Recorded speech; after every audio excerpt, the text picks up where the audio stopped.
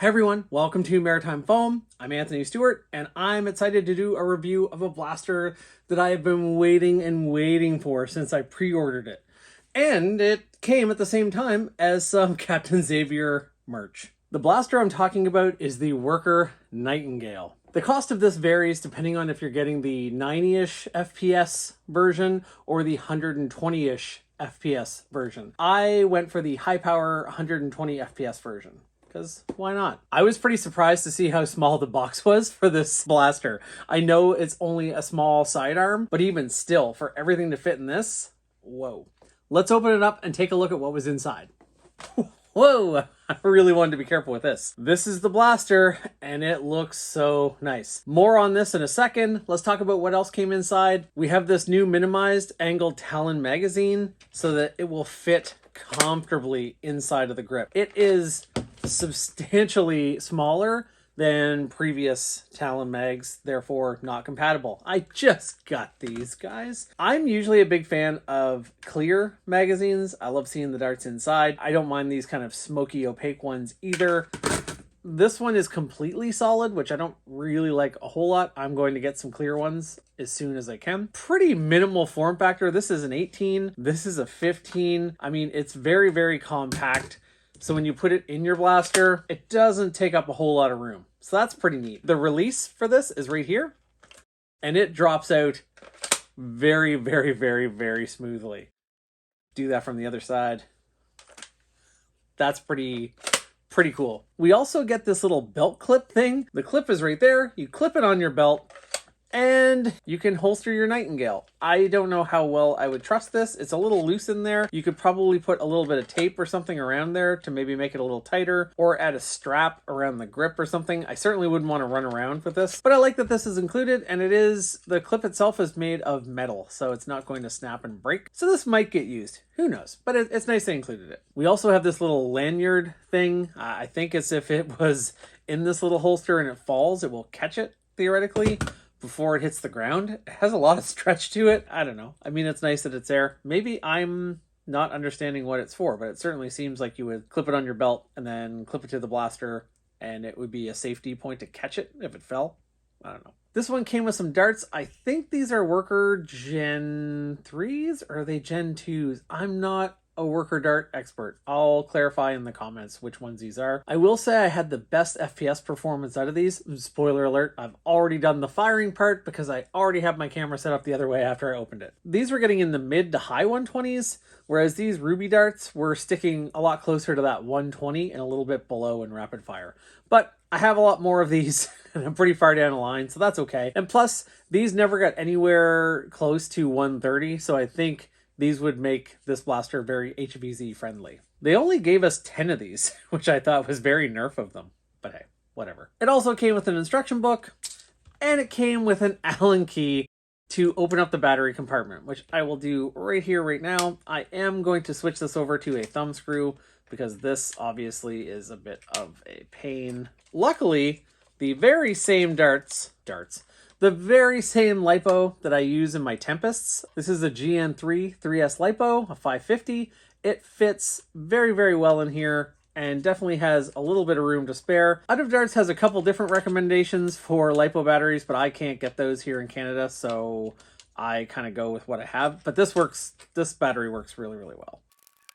That's going to change. Now for that quick overview of the blaster I promised. The grip is rubbery. It is very, very, very comfortable. I really, really like it. It's amazing that there's a magazine inside this grip. It is awesome. You know what? This grip could just be the tiniest bit longer. I guess my fingers are a little squished against this guard here, but I haven't noticed it a whole lot. It's just now that I've fired rounds and rounds and rounds and rounds through this. Just adding this in. I really like this guard here. All the plastic in this is just sturdy, sturdy, sturdy. It feels very high end to me. Not that I'm a plastics expert, but certainly feels pretty darn good. I love the design of this blaster. It gives a few Halo vibes, as my friend Matt said. It has a lot of character and lines, but a lot of smoothed out bits and rounded edges. To me, it looks really, really good. We have the little worker logo on the grip, but otherwise pretty minimized branding. We do see the word Nightingale there. It did come with a couple stickers to go on the blaster. I don't know that I'll put those on because maybe this will get painted. I don't know. I like the color though. We have some sling points, a sling point on the back, a sling point right here. We have some screw ports up here if we wanted to put in a rail. No rail was included, but that's okay. And up here at the tip of the blaster, we actually have this kind of neat plastic see-through bit here that we can see. It's kind of a cool touch to the blaster. I thought when I ordered this, I must have misread it. I thought that all of these blasters would end up being shipped out with orange tips. So I was hoping that this would be orange here. I'm going to have to look into that. Not a huge deal. This is a relatively realistic looking blaster, so especially if I'm taking it to parties and letting kids try it, I just find it's a little less freaky for parents maybe if it looks less like a sidearm, and a little bit of color can really help with that. This blaster has an on-off switch, which is kind of nice and something that I think I'm going to start putting into a lot more of my builds. My modded blasters get a fair amount of use considering I don't really play in any big events or tournaments, but I throw a lot of parties and I let a lot of kids try my blasters. Heavily supervised and I run people through, but they actually go through a lot of darts. I have had a couple times where one's been stuck revving and I would just like to have an easy kill switch. I always use thumb screws and everything like that, so I can get in pretty quick, but still, it would just make it that much easier. The other cool feature about this blaster, it's a flywheeler, but you'll notice there is no rev switch. You rev this blaster by squeezing the trigger a little bit, and those micro flywheels make that high-pitched whine, and then it is ready to go so fast. You can get a little bit better performance if you rev it for a second before firing, but even if you pull that trigger in one smooth go, you get great performance. This two-stage trigger is really, really cool. That first stage, when you start pulling, revs up the flywheels, and then as you pull further, there's a manual pusher that pushes a dart out of the magazine into the flywheels, and off you go. Did I mention this thing is really accurate?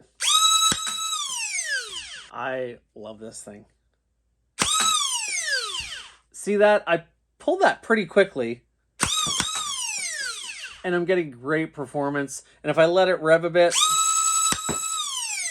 it's noticeable, but barely. That's an overview of the features of the Nightingale. What a beautiful blaster. Let's run it over the chrono, get some numbers just so you can see what performance I had with those worker darts, and then with these Ruby Dart Zone darts, just so you can see the difference, and just so you can see how accurate this thing is too. This is with the included worker darts.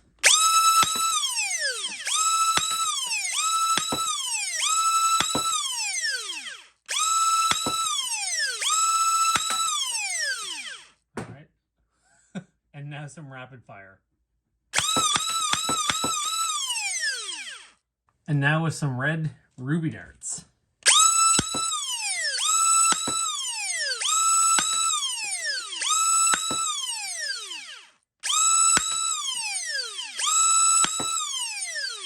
A little slower with those. Some rapid fire.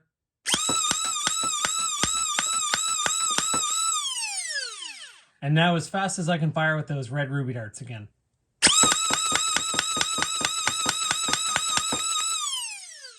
I'm using these because they're what I have the most of. It does seem like those worker darts get a little bit more speed. But the good thing is, these darts keep me under HVZ speeds.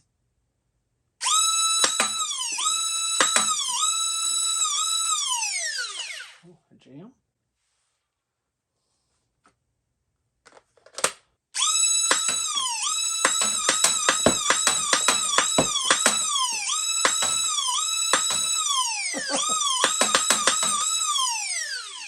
Couple darts stuck in the target over there. There you go. I would definitely recommend this blaster. I've been having such a good time with it. I would kind of love to have another one for dual wielding this thing. This would be so great. This feels like a piece of advanced foam technology.